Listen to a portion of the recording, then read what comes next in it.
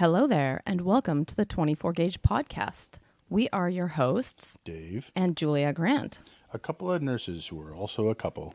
We are Canadian RNs with 25 years of shared acute care experience who have built professional careers and a life together. Join us each episode as we have conversations about the real, the introspective, the deep, and the dorky of living life as a nurse. My rolls are fat, my bow's so pretty. Wrapping gifts like I'm the mayor of Gift Wrap City. Yeah, this beat's got you feeling like your toes want to tap. You can call me the director because I'm saying it's a wrap. What even was that? What was that? That was in the gift card in the card that Uncle Jerry sent. That's the music that was supposed to play That was like the... Yeah. So Dave's uncle sent us a Christmas card that wasn't working when I opened it, but apparently the magic of Dave and technology, he got it to work. And I thought it was a fun little Christmas jaunt to put in the show. A little Christmas jaunty to start off the start of our show. Yeah. All right. So what are we drinking first off today?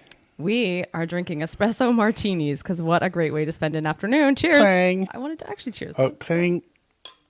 Don't do that to me. Hey, why'd you look away? Salute. Oh, that's lovely. That's how you should always drink your coffee, with liquor. With liquor. What's the coffee we're drinking today? We're drinking some Phil and Sebastian beans from Panama today. You can see that just hurts Julia to name drop Phil and Sebastian. Name drop every time. It feels every episode feels so until we're desperate. sponsored. One day. All right, so our episode is not about Phil and Sebastian Coffee Roasters in Calgary, Alberta. Sadly. Today, what are we talking about, Dave? Oncology nursing. We are talking about oncology nursing today because that is what we do. And I think a lot of people, even within nursing, don't really get much of a picture or an understanding of what oncology nursing care means. So we're going to delve into that today. Cool. So oncology, nerd moment, comes from the Greek Oh, I feel like you should have onkos, like a rim shot. like a rim shot for all of my nerd moments. Yeah, for it's your not nerd a moments. joke. I'm serious about Or being like a a nerd. light bulb going off. Ting. Ding. Because All is right. that what light bulbs sound like when they go off? Ting. I hope not. Do they make a sound for you? That sounds like a synesthesia sort of thing. Like if a light bulb goes on and you hear a ding. I do hear the light. Well, I'm French, so I do use the wrong, adjectives for a lot of things. Now, I don't know. I don't know what you're trying Like, to say. open Is this an the- ESL like I said, moment for you? What do I do? Like open the lights, Yes. right? But it should be turn on the lights. Or close the lights. You say Yeah. close the lights a lot, which doesn't make sense in my English brain. Yeah.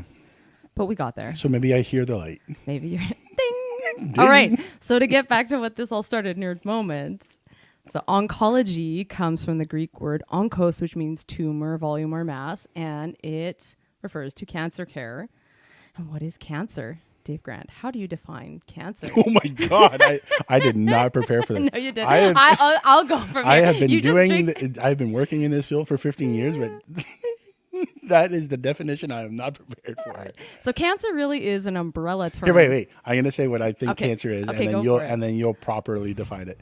Cancer cells, cancer, Yep. which is made of cells of your body that just stop listening to your body, and they're just always growing, and they get to a point where they just start causing all sorts of issues in your system, and they don't listen to your body to say stop replicating and stop doing what you're doing. Yeah, that's basically what I was going to say. To put it Oh, thank to God. put it in layman's terms, cancer is an umbrella term that covers about 100 different diseases that have different causes and different courses as illnesses, but really what they share in common is it's your own cells gone haywire. So your own cells in your body all have different functions. As we know, a bone cell does something different than a kidney cell that does something different than a brain cell or a blood cell. But when your cells just stop doing whatever their normal function is and just start growing and replicating and growing, and that's all they're doing, that's what we're talking about when we talk about cancer. And it does cause a whole ton of issues, both, locally, wherever that cancer might start in your body, and eventually, usually systemically, all throughout. So oncology nursing is Now- the care of people with cancer. Yes, go ahead. Did you have something else? This probably isn't the spot to put it in. Uh-oh. But, and please correct me if I'm wrong. And if I'm wrong, I'm so embarrassed to be doing my job. But pretty much everybody has not to scare anybody, but let's just this is hard truth. Mm-hmm. Everybody has some number of cancer cells in their body At any given time, at any yeah. given time. Theoretically, it becomes yes. cancer as we know it when it reaches a certain threshold, and that threshold is different. Like it depends on when it affects your body. Mm-hmm. So, like if you have 2 cancer cells in your system, that's not a big deal. Your body probably can actually deal with that and take whatnot. care of it. But it's when it becomes a certain threshold that your body can no longer deal with those cells Mm-hmm. that it becomes cancer in how we talk about cancer. Exactly. Yeah, that was a very good spot to put that. 2 for 2. Keep drinking that martini. I feel like I'm being quizzed here because, I mean, this is what I do for a living, and heaven forbid I get something wrong. Especially since pretty much our only listeners right now are our friends and colleagues, and our colleagues are also oncology nurses, and they're going to make so much fun of me if I'm wrong. But let's be honest, like we explain this type of stuff all the time with our patients when we're, especially if we're doing teaching before they're starting any particular treatment or therapy. And I think it's important, you know, I think as nurses, often we go into the more technical side of it, but even just as a general listening base, whoever's out there that might not have a nursing background, to have an understanding of what is cancer and why is it a problem and why do we deal. We all know it's a bad thing. Like the big C word is a really bad thing, but why is it and what is it? Now, cancer care kind of occurs along a continuum, starting with prevention and early detection to diagnosis and treatment, and sometimes, you know, follow up to that treatment if we've had curative treatment, or if it's non-curative, as in we're not going to get rid of the cancer entirely, then palliation and sometimes end of life care. So that's kind of the spectrum of oncology nursing. Now, Dave and I both work in acute care in the hospital, and acute care doesn't mean it's adorable. Wah, wah. There's a spot for the rim shot. That took me a minute. Oh my goodness. I could see the martinis already like. I don't know what's happened, but in like the last couple months, the amount of dad jokes that come out of my wife. They have always been there. my I've just embraced that this is a part of who I am, and it sparks joy in me to tell dad jokes, and I'm just leaning into and embracing that. And 36 years young. and well outgrown at them. They're usually pretty good. Thank you very much. Except I feel like for Christmas now I need to get you like some New Balance shoes. No, do not do it. I will not wear New Balance. The toe box is always too tall for me. I've never been able to wear their shoes. Everything's too tall for you. It's true. You can't see us right now, but Dave is 6'2", and I am, let's generously say I'm 5'3" on a good morning. I don't really want to correct you, but I'm only 6 and a shy of 1. But I'll take 6'2". Oh, you're 6'1"? Okay. You serious? You've always told me you were 6'2". Never said 6. Yes, you did. Okay. Well, Dave is 6'1". I'm learning new things about my husband today. There you go. Yeah, I'm an inch shorter than she thinks. And I am always telling myself I'm an inch taller than I probably am. Yeah, Well, that's not probably, quite, she gives but herself an inch, so she gave me an inch. gave me like a partial inch to Sometimes bump an myself up inch to matters. 5'3". Sometimes it does. All right, so we're going to get on Back to to working oncology. in acute care, which is not adorable. It's generally, you know, sick enough to require admission to a hospital. So what we do on our unit, we focus primarily on treatment and dealing with what is termed oncologic emergencies, which just means a medical emergency of some sort related to your cancer or your cancer treatment. But we do a little bit more of the spectrum of care as well. We are, especially nowadays, we're getting a lot of people coming in for an urgent workup and diagnosis of what is actually going on. We think you have a cancer. We're going to figure it out. We're going to admit you to the hospital for a couple of days so we can do a bunch of tests and procedures. A lot more urgent these admissions days. since the pandemic started. Yeah. All the way through to, palliation and end of life care. We are lucky enough in our hospital, we do have a palliative care unit that does specialize in that, in like the provision of very specific palliative care, but we do a lot of it on our unit as well because it happens concurrently with treatment. And also, there's limited numbers of beds on our palliative unit. So often we'll do a lot of that on our unit too. Yeah. The fact that we're 10 beds in a regional center with a cancer center attached to our hospital is just Limited resources and not probably what we need for our population base right now. So, what do we mean by cancer treatment, Dave? What types of treatments do we do on our unit or within our hospital that our nursing care encompasses? well, so we've already covered that people come in for workup and whatnot, but cancer treatment I think is maybe a 3-prong approach. First off, we give actual chemotherapy, immunotherapy. Mm-hmm. So we systemic therapies. We actually give the medicines to combat cancer. Mm-hmm. Then there's the symptom management of cancer and or of the chemo and the immunotherapy itself. Side effects, yeah. And then there's the palliative side where your cancer is non-curable. And so we're managing the symptoms in that manner, which is different than when we're managing your symptoms when it's curable cancer.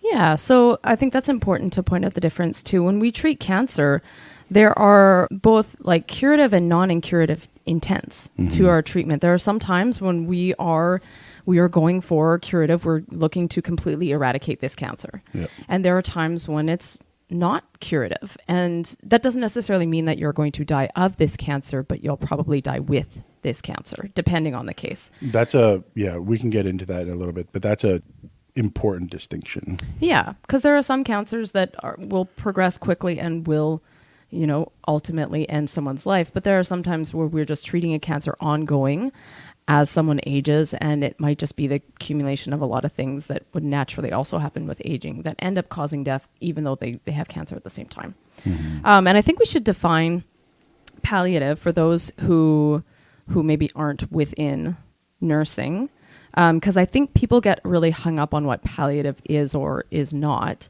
Palliative doesn't mean necessarily just end of life care, like the last days. It doesn't mean that, you're imminently dying if you're receiving palliative care. Palliative is it's specialized medical care where the focus is not necessarily the curing of the disease. It's managing your symptoms and at times side effects of treatment, et cetera, in a way that maximizes your quality of life. Mm-hmm. And I think the Victoria Hospice Society also includes a definition of neither prolonging suffering nor unnecessarily hastening death. It's very specialized medical care, but the focus isn't necessarily on curing disease. It is on improving your quality of life overall. Yeah. And that can happen, that type of treatment can actually happen concurrently with, like active chemotherapy, et cetera. Mm-hmm. There's overlap often. Mm-hmm. So I think that's something that's really important to clarify. I'm going to track back to types of cancer treatment, though, because we touched on a few of them here. We do systemic therapies, which are usually things we put into your body to circulate around to help treat your cancer. So chemotherapy is one of them. Immunotherapy is another. We often use also steroids and hormones are often included in cancer treatment. So we will give those on our unit. Our hospital also has a linear accelerator. So we do radiation therapy, which is the use of ionizing energy types of radiation to specifically target tumor areas and attempt to destroy them. Now, I don't think where we work does radiation drinks because, at my old job in Ontario, that was an inpatient because you had to be in a room. We don't have like the radiation encased, the lead encased rooms on our unit. We don't have that kind of specialized care. I don't think it's an outpatient thing. Like I mean, it's been a long time since I've done them. Because that was when I was in Ontario, but you probably have to go elsewhere for that. I think probably more in the city. Yeah. For something like that. Yeah. But we do external beam radiation, which means that they use a machine to specifically target energy to your tumor. Mm-hmm. And it's usually for like solid tumors within your body to try and shrink them. And what I mean like ionizing radiation, I mean like X-rays or gamma rays. And it's very, very targeted treatment. In fact, I was talking with an oncologist not too long ago. This quite blew my mind. When they do CT scans to plan your radiation therapy, the oncologists actually hand draw out the margins of what's actually going to be hit by the radiation on like 200 slides. Oh, wow. To make sure that it's that precise, that they're looking at 200 tiny slices of an image from a CT scanner, which does use x-rays as well to take a look and get a very detailed picture of the inside of your body or your tumor. But like 200 slides, and they hand draw around the edges. Wow. So it's very precise, very targeted therapy. I did not know that. Yeah, that was a new one to me recently too. Yeah. Also involved in the treatment of cancer, which we don't do very much on our unit. There are biotherapies like bone marrow transplants or new technology like CAR T cell therapy, which I think is crazy amazing, and maybe we'll get into that another time. But basically, it's programming the DNA of your own cells to specifically target your specific cancer. It's remarkable. But we don't really do those at our hospital so much. No, we've had a couple of people just recently come in for pre-treatment, if you will, for CAR T cell to get into the program and stuff. But that's back east, I think, is the program that's actually accepting right now and stuff. So yeah, we barely just started seeing people with that. Yeah, actually, in BC, our province, what they do is they collect your cells downtown at the clinic there, but then they send them to California for the DNA programming, if you will, which is part of why it's so expensive. Anyways, that's getting all cancer nerding out. And that one other type of therapy or treatment that you would see for a lot of cancers is often surgeries as well, which we'll do in our hospital. We don't usually see people immediately after surgery on our unit because they'll usually stay on the surgical unit for a couple days for that immediate post-operative care. But then they'll often come back to us for if they're, going to get chemo after their surgery or that sort of thing too. So those are the types of treatments that would happen on our unit. With surgery, sometimes, sorry to interrupt. With surgery, sometimes you will either have chemo pre-surgery to debulk, just to bring down the size so it's more manageable. Yeah, it's a good drink, right? I've just spilt my drink twice. I don't know what is going on with me here. It's like I can't adult today. Sorry, keep going. You had a good thought on the roll there. You're either doing chemo to debulk, just to help shrink the tumor size so it's manageable in surgery, or you're doing surgery and then chemo afterwards to make sure you get any leftover cells Got it all. that didn't quite get taken out. Yeah. That's all Fun I fact, have. That's all nerd I moment. When we give chemotherapy before surgery, what's the word for that? This is a fun cancer nursing quiz for you. It's called neoadjuvant. I was going to say chemo. Adjuvant therapy is anything that we're adding on at the same time as something, and neoadjuvant is when it happens before. This is very much a window into mine and Julia's personalities. Yes. Julia, like we said before, Julia loves the terms and the words and stuff, and I'm just like, it is what it is. And I'm a word nerd. My job is to give the generally a chemo, nerd. and whether it's neoadjuvant or what's the other one? Post-adjuvant? What did you say they were? I just said adjuvant and neoadjuvant. Okay. I don't think post-adjuvant I is a thing. See, I didn't even listen to you. Not even listening to this. Also, though, is a picture into our marriage. Where were you not listening to me? Come on. It's so true.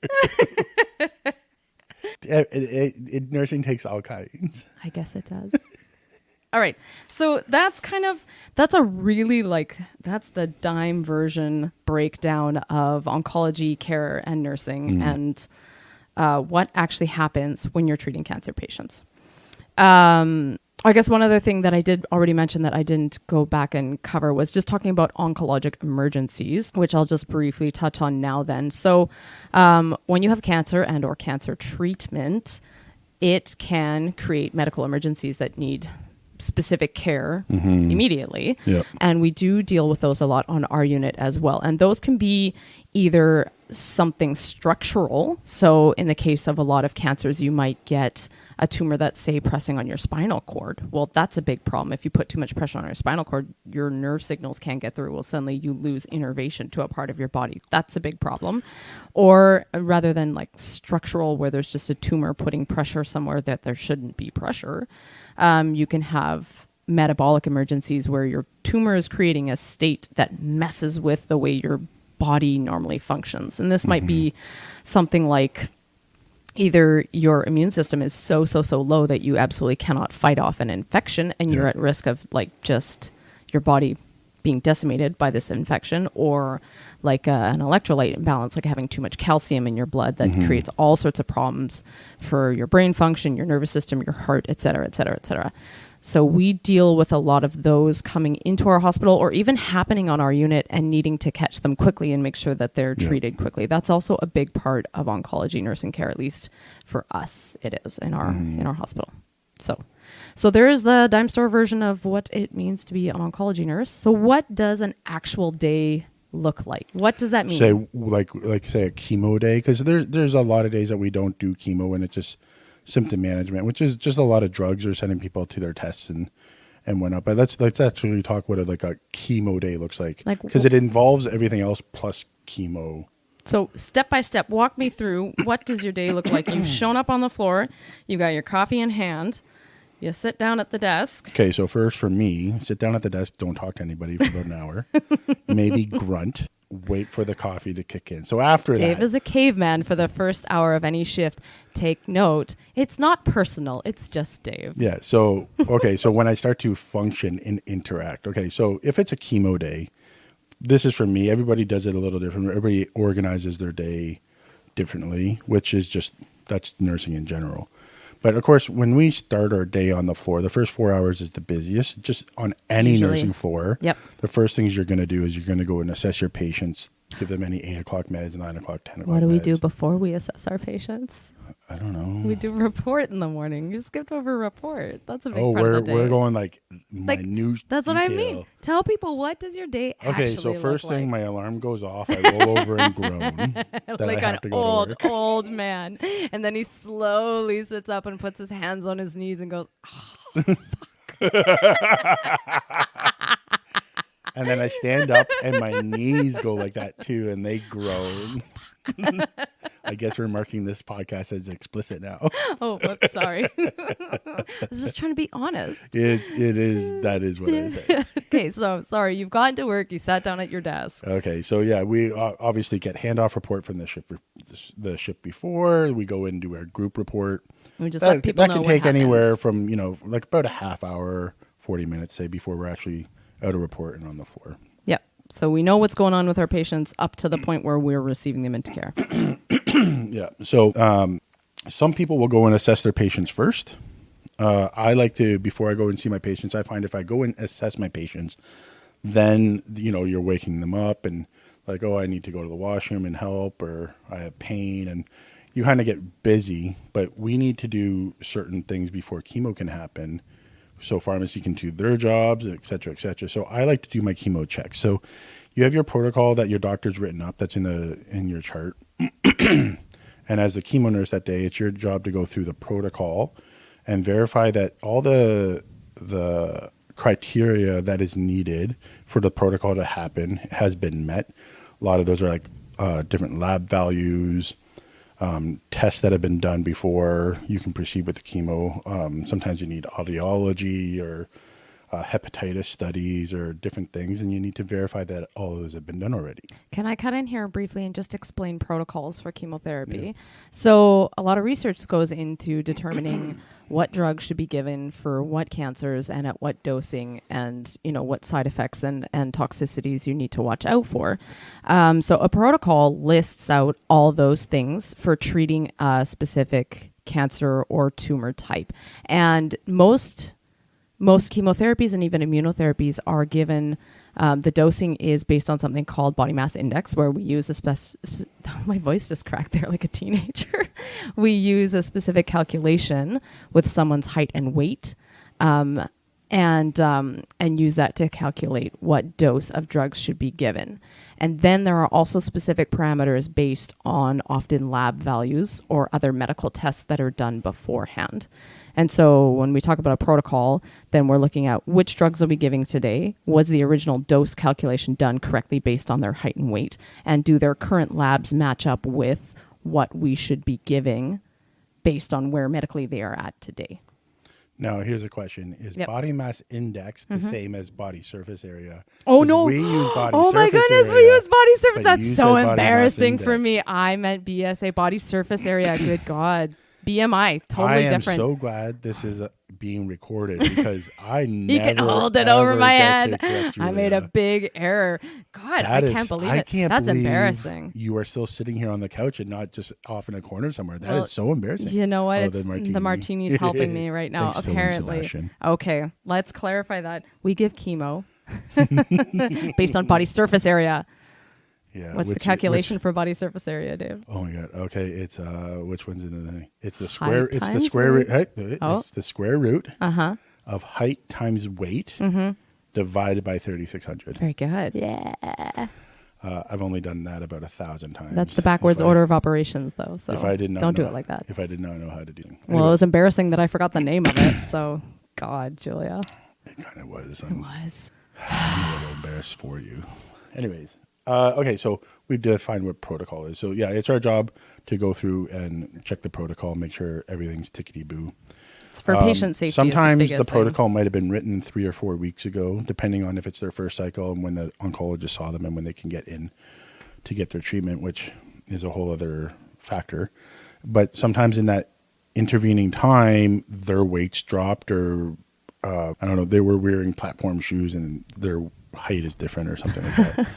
Sometimes that happens. Yep. And so we want to verify because we have a tolerance of when we calculate out the actual doses, we can be within a 5% plus or minus Yep. of what the doctor originally wrote.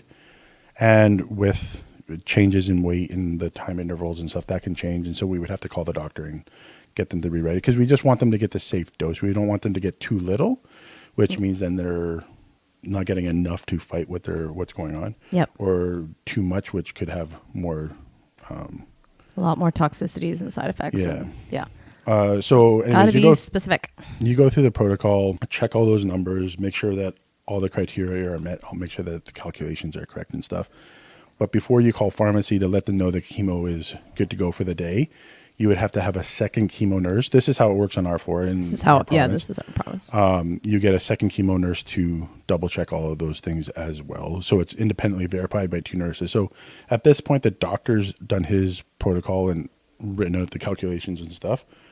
2 nurses have verified it. And then in pharmacy as well, they will have a pharmacist also verify. So before you even get the chemo on the floor, at least 4 people have checked it to make sure it's safe and okay to go.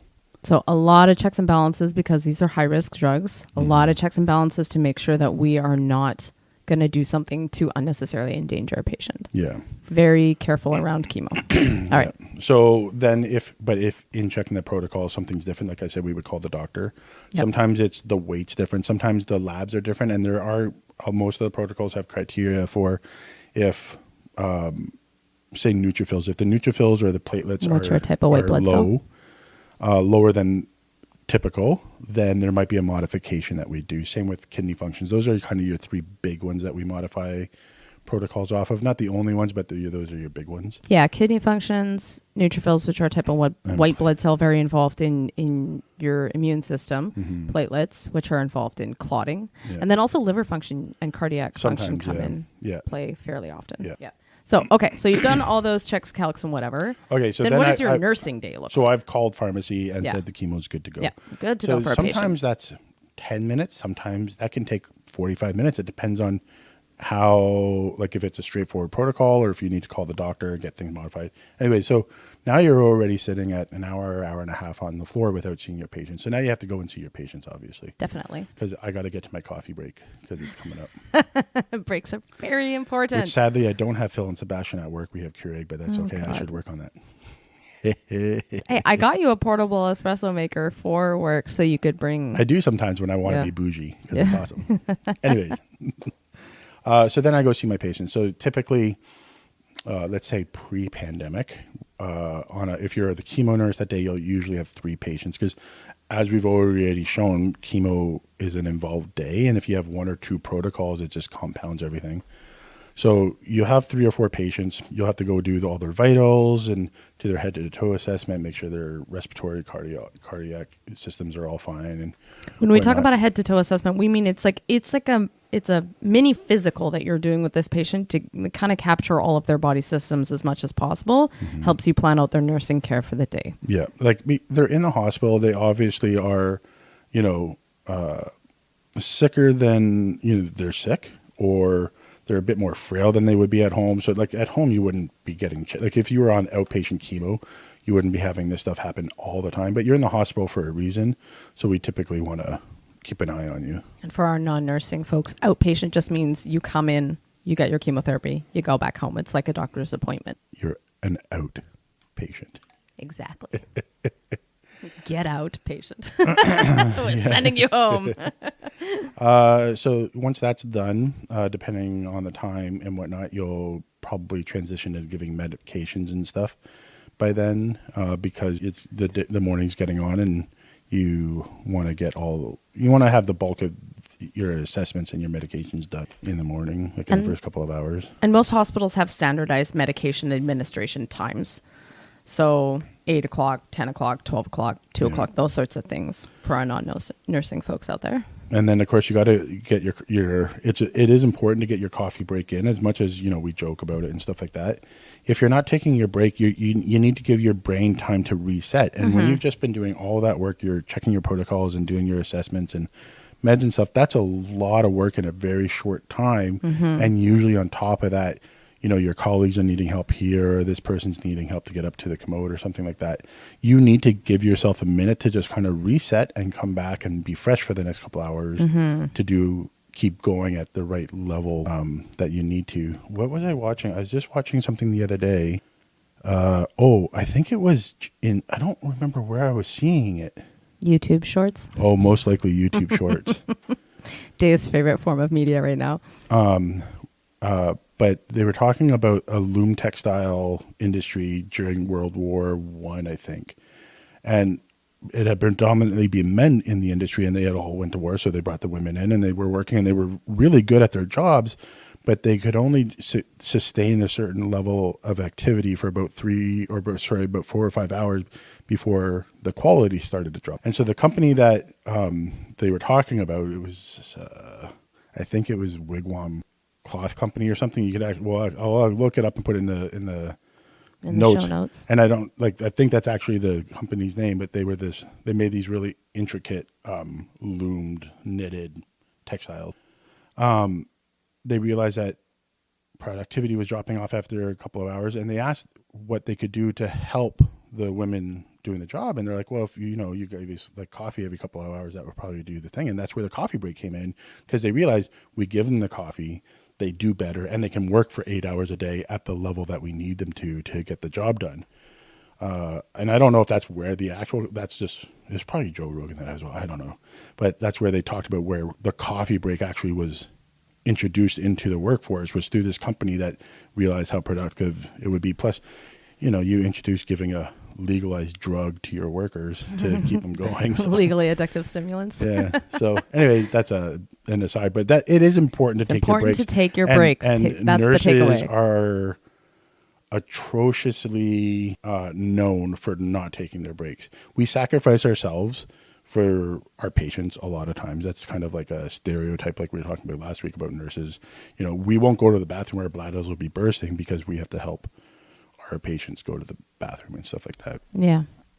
But it is important to take care of yourself. Sorry, Julia says I keep getting away from my mic. You also enunciate. Oh yeah, now I'm mumbling. Sorry, y'all.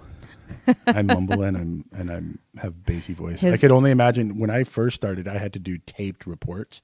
Oof. And taped reports that's at 6 a.m. after being up all night, and I'm just starting my job. I don't think anybody ever got a valid report from me when I first started. If you used to work with me in Ontario way back in the day, put a comment on it. Tell me how bad my reports were. Oh, well, it was enough for your mom to point out that our last podcast you were mumbling. So count it on moms to point out. Don't mumble. Yeah. Actually, in my house, it was always my dad. Yeah. My dad would always quote his 8th grade drama teacher, who would say, if they can't hear you and understand you in the back row, they'll never know how good you are. So enunciate. Anyways, okay. So breaks are important. Breaks are important. The takeaway. Yeah. And enunciate. And then you come back from break. Obviously, chemo's not there yet. It takes pharmacy a while. They have to do their whole set of protocols and stuff to make chemo and get it ready. So we're not typically giving chemo on the floor till at least lunchtime, maybe in the early afternoon. So then I would come back, finish up any meds I have, finish up any charting we need to do. We have electronic charting, which does help. It makes everything a little bit faster. It's a lot of more tick boxes and stuff, which is nice. But yeah, so the first 4 hours of any day is busy. You have the bulk of your work to do then. Everybody's going for tests and stuff, by the way, during all this. So while you're trying to do meds and assessments, a porter might show up and take them to radiation or take them to a CT and stuff. And then, so you have to keep arranging your day around all your patients' tests and stuff. Our patients do go for a lot of tests and procedures, both related either like to diagnosing or seeing progress of their cancer or, you know, things related to their cancer treatment. Yeah.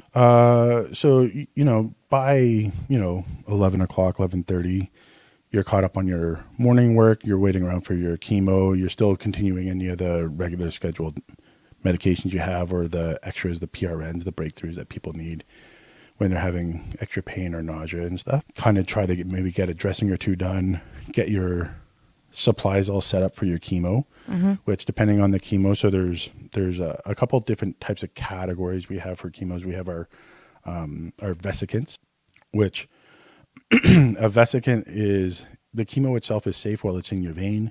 If it leaves your vein, say your IV leaks, becomes interstitial, and the chemo itself can get into the tissue, then it can cause a lot of damage.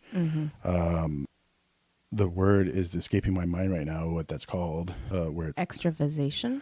Yeah, but what does it do? It's like a D word? Tissue necrosis? I don't know. It can really damage your tissue if it does go into oh my God. Extravasates? This is how you were talking about the other week about the 24 gauge in the vein to help the vein. Anyway, if tissue leaves the vein, if a vesicant leaves the vein, it can cause damage, sometimes irreparable damage to your tissues. Yes. So if you have a chemo like that on your protocol for the day, you want to start a nice fresh IV, a 24 gauge, like we talked about, which helps the blood flow around the cannula of the IV, helps the chemo get diluted and run through the system better, which is all just part of the safety of making sure you don't have any issues. So you want to start a nice fresh IV to make sure that there's no potential for it to become interstitial. Then we have the hypersensitivity chemotherapies, some immunotherapies, which is a different class that we're using more and more. Can I pause there and explain the difference kind of in layman's terms between chemo and immunotherapy? Please do, because I need a refresher. He needs a refresher. All right. So I actually, I heard an oncologist explain it this way once, which I thought was really helpful to understand. So chemotherapy is a little bit like the atom bomb. We introduce this into your body and it goes off and it just destroys everything that is at a particular point, usually in the cell cycle, which is just, the cycle that each one of the little building blocks of your body goes through in its lifespan, growing and reproducing. So it will kill everything within a certain area, if you will. And that's how we get side effects with chemotherapy, because you're destroying the cancer cells, but then you're also damaging your normal cells. And the difference here is that because your cancer cells aren't normal cells anymore, they're only focused with growing and replicating, they don't actually have the capacity to repair themselves after damage. If you damage them, they die. Yeah. Whereas your normal cells may get damaged, some may die off, but they still have the ability to repair and keep functioning or keep reproducing more of those same cells.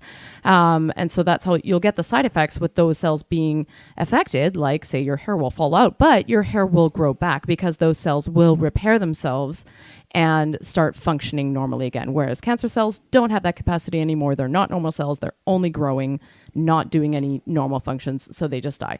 So chemotherapy is like the atom bomb that just kills everything in its process.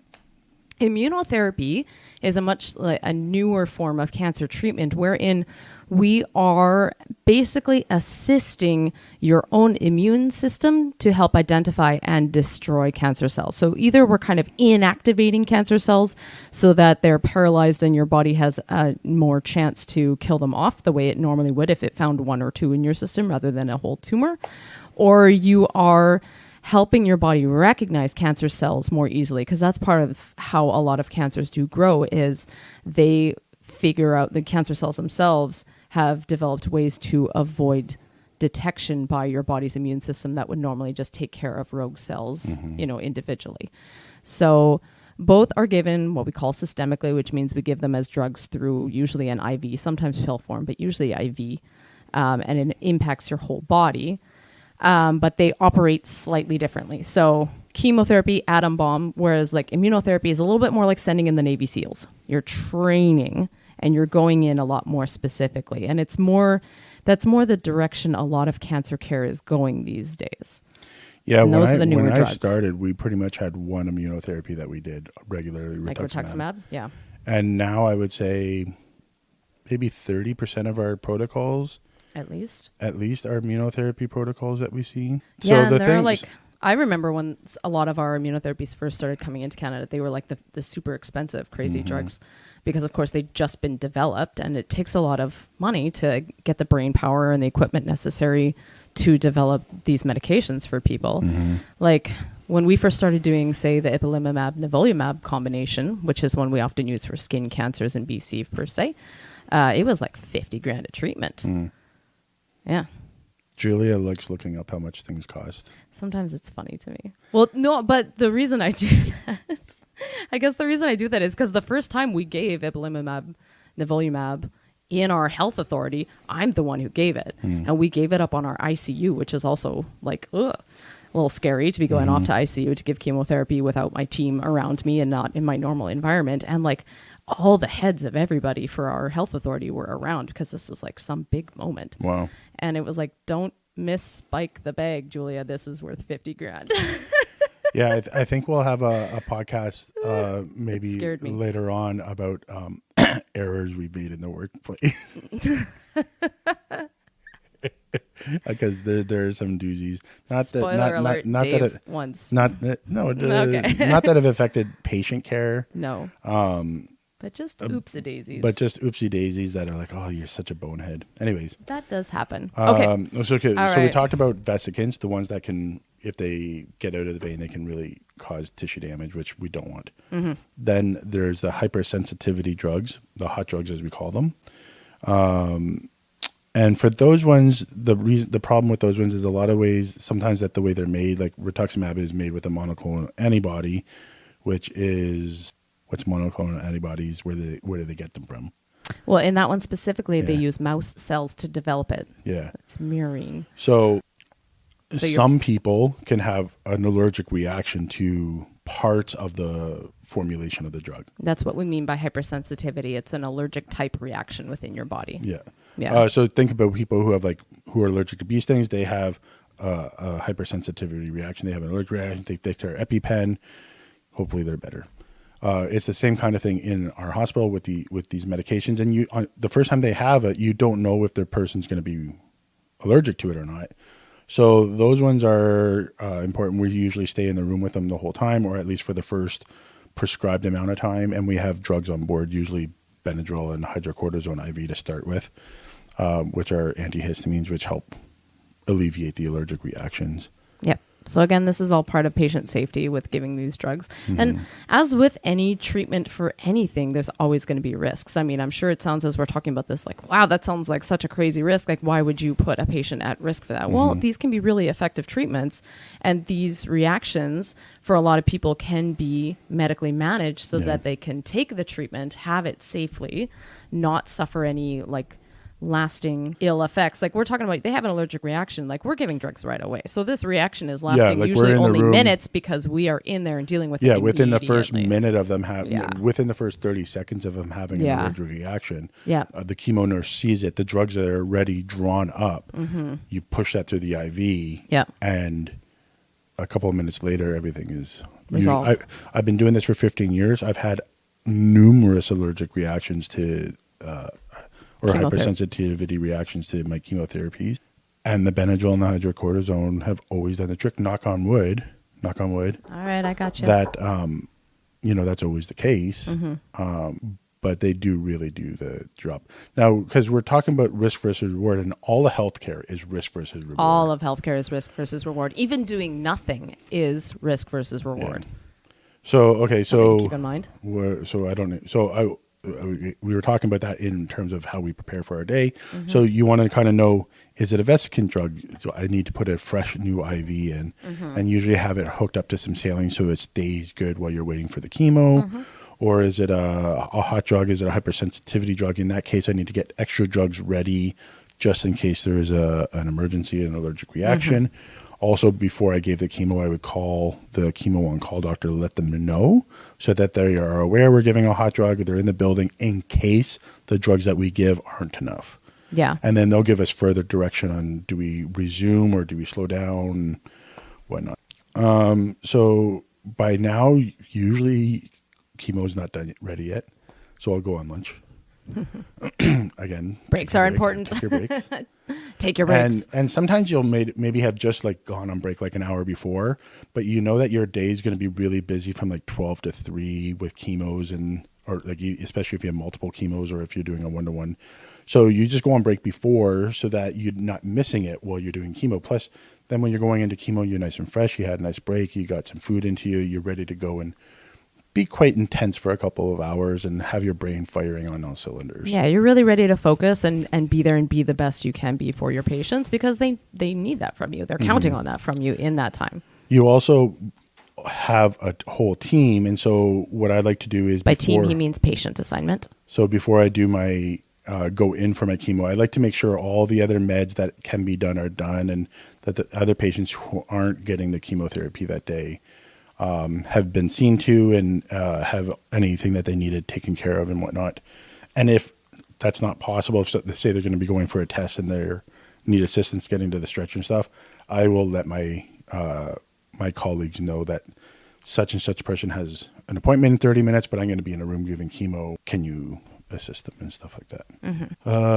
So then we give the chemo itself, which is a bit anticlimactic, which is what you want. Yes. Usually, you want it to go if it's a boring. cytotoxic med, like if it's in chemotherapy itself, immunotherapies don't fall under the same hazardous class, but you will get all your PPEs on. You'll get your chemo gown, your gloves and double gloves and whatnot, and you'll go and give your chemo. Make sure everything's tickety-boo. We don't need to get into the minutiae of what actually giving chemo is. Usually it just means pressing a button on an IV pump and saying, off you go. Yeah, usually. And then I'll be back in a half hour or I'll be here the whole time, depending on what kind of med it is and stuff like that. Dave loves that when he gets to socially interact with people for hours on end because he's in a room with them. He's giving me the death stare right now. One day we're going to start videotaping this and you'll be able to see the looks I give Julia. Dave's a very friendly guy, but he's also not like Mr. Super Social all the time. By the way, let's just take a moment here to be like, hey, you should follow us on our socials and on our podcasts and stuff. If you haven't yet, make sure you follow us. You can find us on Instagram at the 24G Podcast, or you can just go to www.the24G Podcast and see all the places that you can listen to us. We would love it if you left us a review or a rating on Spotify or Apple Podcasts or wherever you happen to be listening to us. And we're on YouTube. Ratings, thumbs up, stars, follows, all means so much to us. So thanks, guys. You're the best. Yeah. All three of you. Mom, appreciate it. Thanks, Mom. All right, that aside, so you've given chemotherapy, that's done for the day. Yeah. How does the rest of your shift often go? What does that look like? What does that mean? Usually the rest of the shift, so you're maybe looking at 3 or 4 hours, so you come out of chemo, go on your coffee break. And then you're finishing up doing any meds that you need, any finishing charting that you're having to do, faxing off the PPO, which is the pre-printed orders, which is the chemo. If that protocol is finished, because we have the hospital we work is split in between 2 health authorities. The cancer agency is its own, and then our hospital is its own. So things kind of don't work as seamlessly as we should. So then we have to send off the protocol to the cancer agency so they know the protocol happened, know there wasn't any reactions, and schedule in for the next time that they give chemo. There you go. So I don't know. Maybe that seems like a lot of rambling for a lot of people, but I think it's hard for people to understand what actually happens in a nursing day. It's not just like bedpans and catheters, like we said. Like we do do personal care. That's very much a part of our day. Throughout our day, we are helping people with washing themselves, getting to and from the bathroom. You know, someone might have been super nauseated and vomited, and we help them clean up, you know, stuff like that. That's very much a part of what we do. Or people who aren't able to mobilize themselves, who are too weak, too sick, etc., we'll help reposition them in bed often. All those sorts of things. And that's very much a part of what we do. But there's a lot of technical stuff that we do as well. And nursing care is at the bedside 24/7. It's not the same nurse 24/7, but nursing care is always there 24/7. So our doctors are really key in helping us form a medical plan for our patient and prescribing things that obviously is out of the scope of care for nursing, because we didn't go to med school. We don't have all of that. But nurses are the ones at the bedside all the time who are providing that hands-on care, who are those eyes and ears of the healthcare team, really experiencing what's going on for a patient and monitoring those things and helping form that plan of care based on that minute-by-minute data. So that's very much key to what we do throughout a day. Every interaction that you have with your patient is getting a sense of what's going on for them, what's happening in their body, what's happening with them as a person, as a whole, and how is the care that we're providing helping that, or how do we need to change that to help them better? And what is it that they want from their healthcare? That's all very key parts of our nursing day. And as much as it seemed like I was, rambling there about what we do in our day, I probably still missed 100 different things.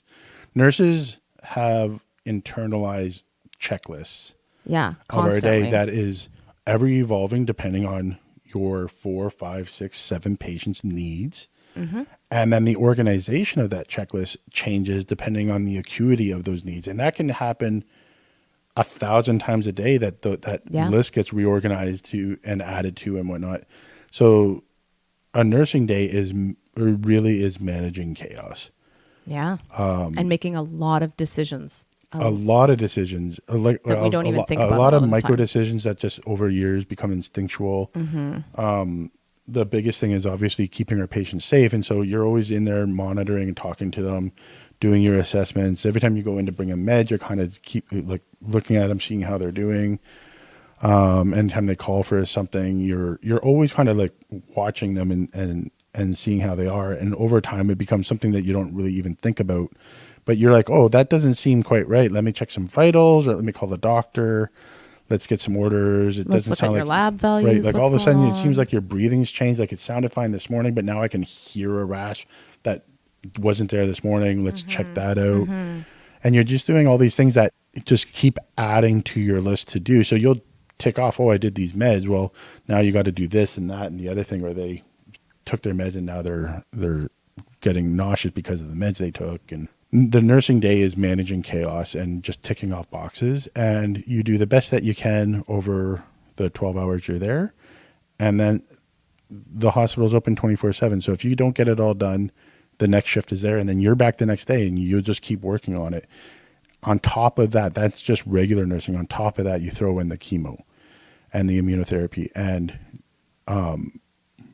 making sure that that's safe to give and safe well-being give. And you're also doing education for the patients. We didn't talk about that, like chemo education.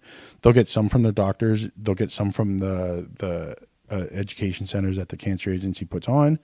But a lot of times it's happening so quick that their only source of information is either the internet or you. You sitting at the bedside there giving them, and they're so overwhelmed, overwhelmed, to them. Right? So you try to find a way to connect with them, to give them the information that they need to feel comfortable in a meaningful way without further overwhelming them. Yeah. That is, I would say that with oncology nursing, teaching is a huge part of what we do, both about the drugs that they're giving, but also managing their disease and their side effects and any like their medical devices that come with cancer treatment, things like feeding tubes or ostomies, which is, like all of those sorts of things that might happen in the course of their cancer care. There's so much teaching that goes on in a nursing day, even if it's just explaining what we're doing in a moment. That's very much a part of our job. And oncology nursing is quite technical, I think, in that, you involve a lot of information in your decision making, whether that's like knowing all of your oncology drugs on top of the medications that someone might normally be taking in the hospital, like antibiotics or their normal heart medication or all of those sorts of things. You're compounding that with other drugs on top of it. Yeah. And then you're also managing the disease itself and the complications and things that can happen with that. And it's a lot of thinking. It's a lot of technical knowledge. So it's quite mentally demanding throughout the day. Not to toot our own horn, but I think, we kind of talked about this on one of our other podcasts, but the reason I like oncology is because everybody always wants to know, hey, do you want to, ICU? Are you interested in doing anything else moving on? And I'm an oncology lifer if they'll let me. I think it's a brilliant department in that you get to see literally everything.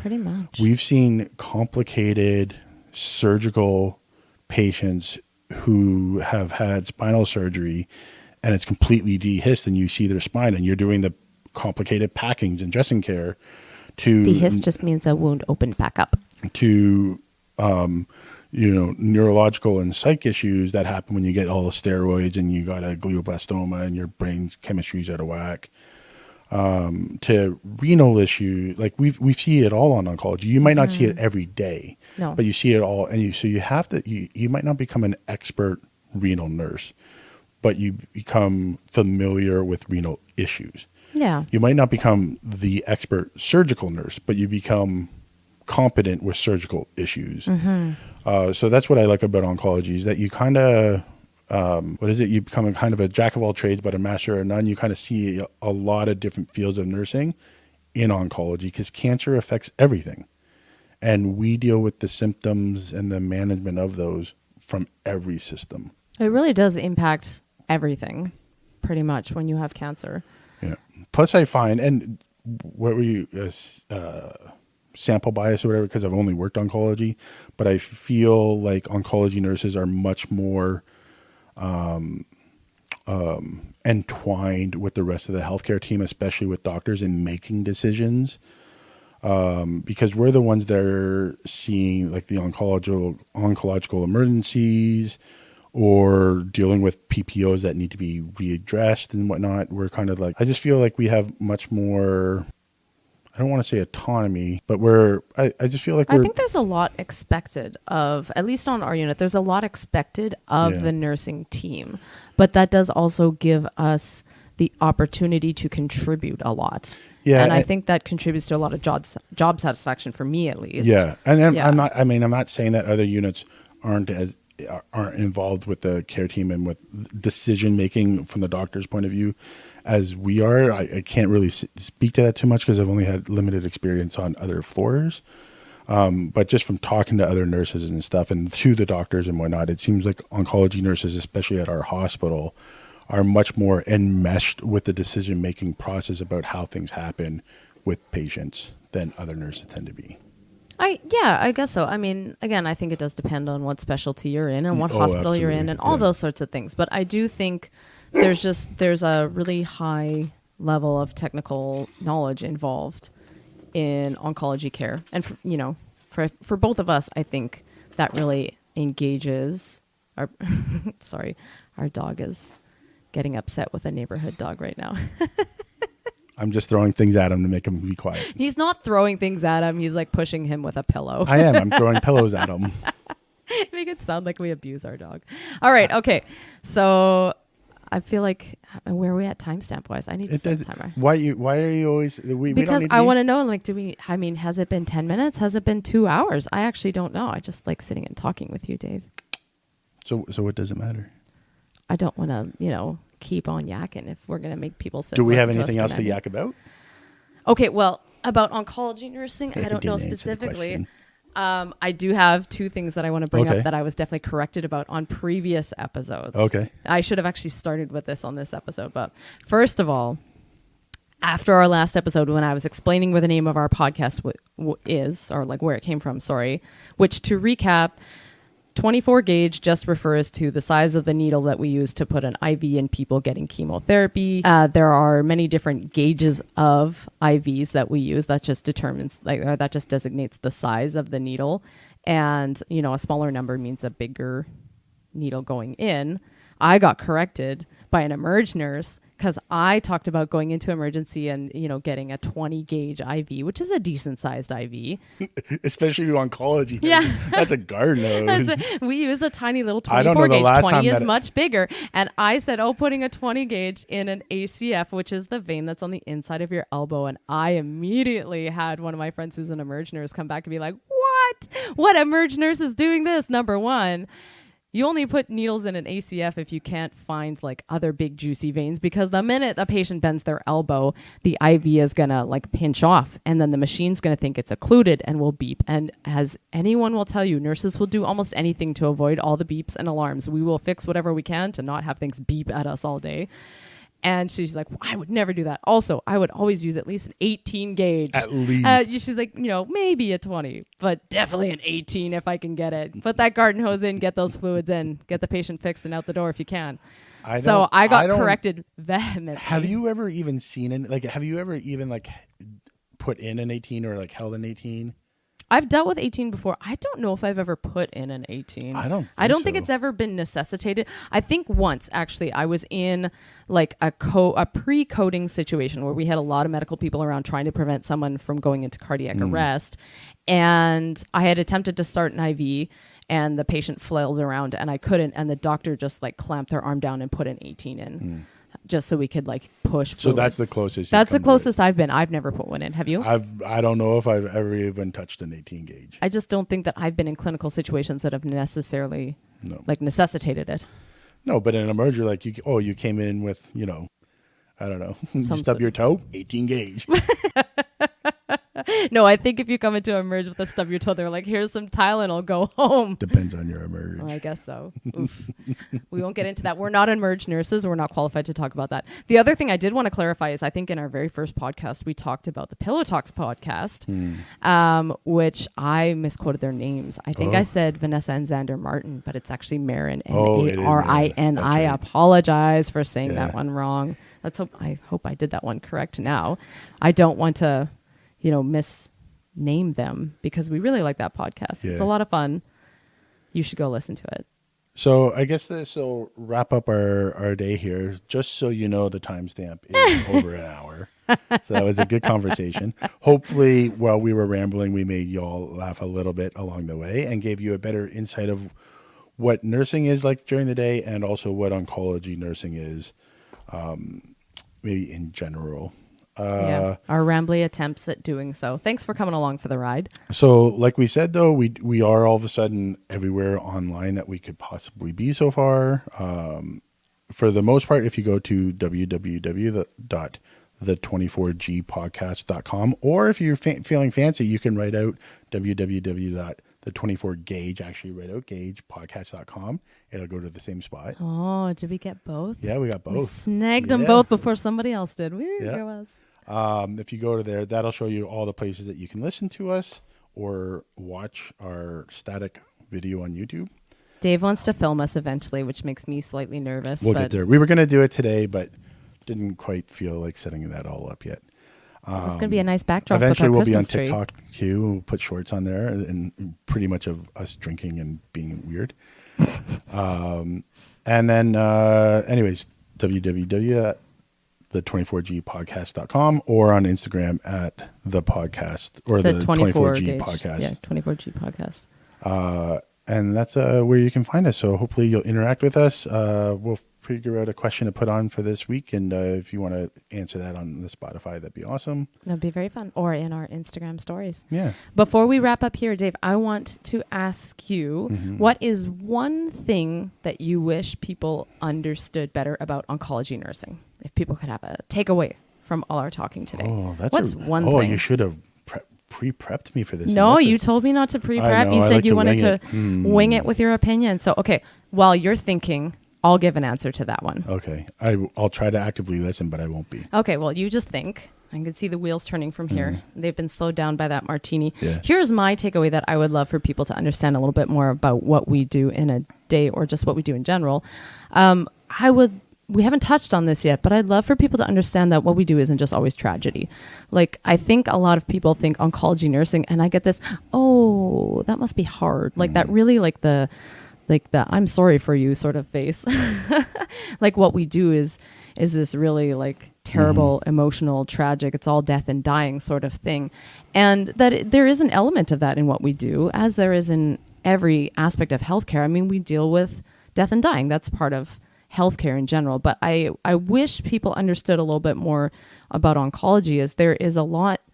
I always feel like there's a lot of hope in what we do.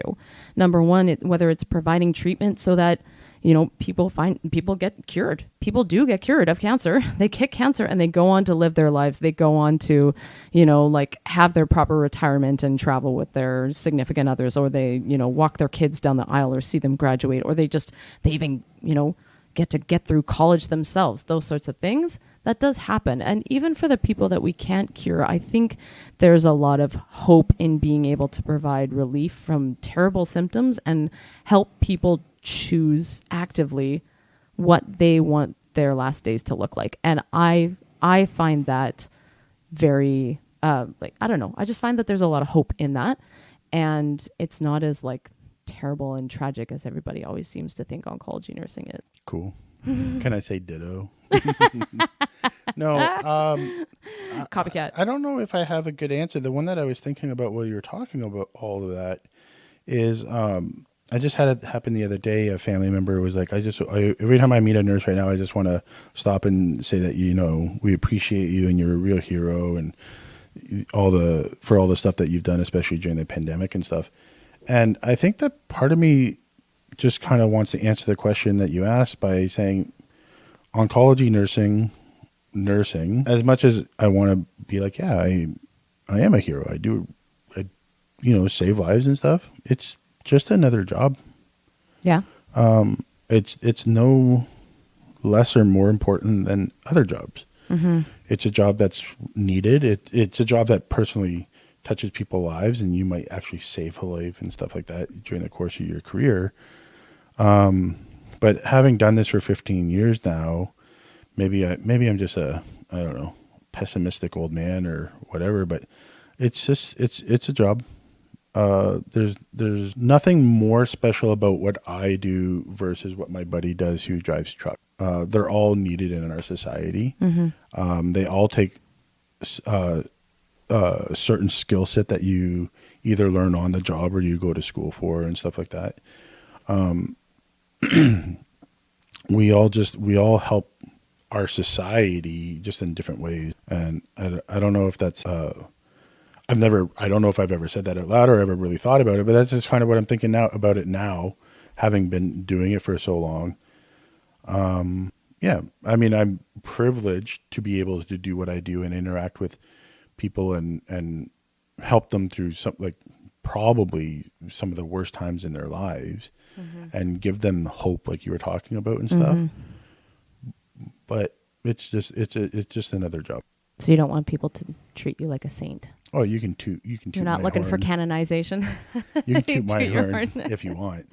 I'm always happy for that. But just like rolled off your tongue very easily. I'm really happy for people to think that I'm awesome. But at the end of the day, I don't think being an oncology nurse makes me more important. Yeah. Than my buddy who drives truck. Mm-hmm. I think it's a different way of serving society. Yeah. Yeah. Okay. All right. Well, there you go. Those are takeaways from today, which were actually kind of new thoughts that we added to the discussion rather than sum up points, but I still think important. Yeah. All right. Well, join us next time on another episode of the 24 Gauge podcast. And thank you so much for being here today. Don't forget to like and follow. Bye. Bye.